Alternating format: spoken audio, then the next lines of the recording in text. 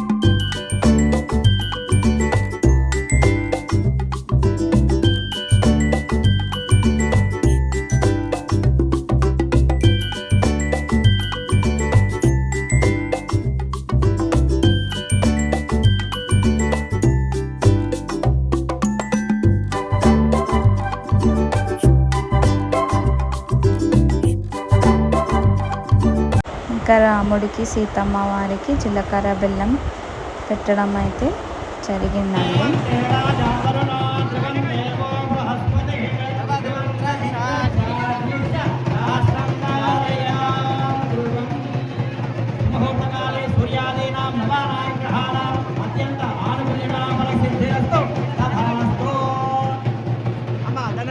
పాదాలకు నమస్కారం చేయాలి. ఉంగి మాధవమ్మ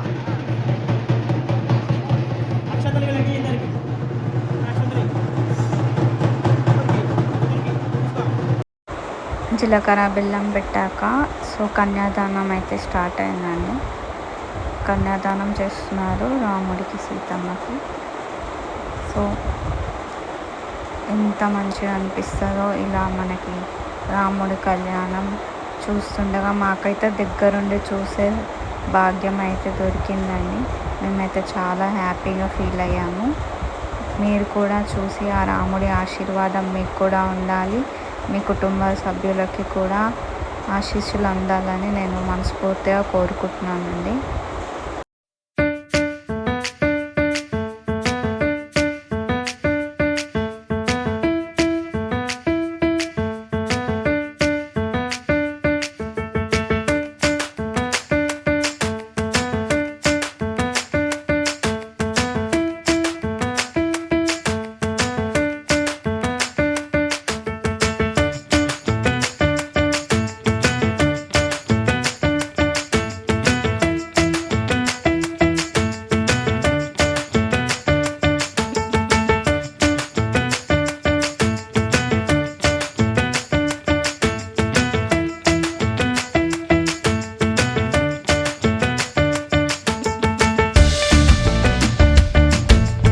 సో మన సీతమ్మ వారికి మాంగళ్య ధారణ చేస్తున్నారు.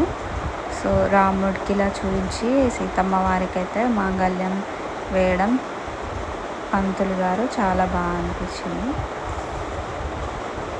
సో మన రాముడి సీతమ్మ కళ్యాణం అయితే చాలా బాగా జరిగిందండి మా విలేజ్లో.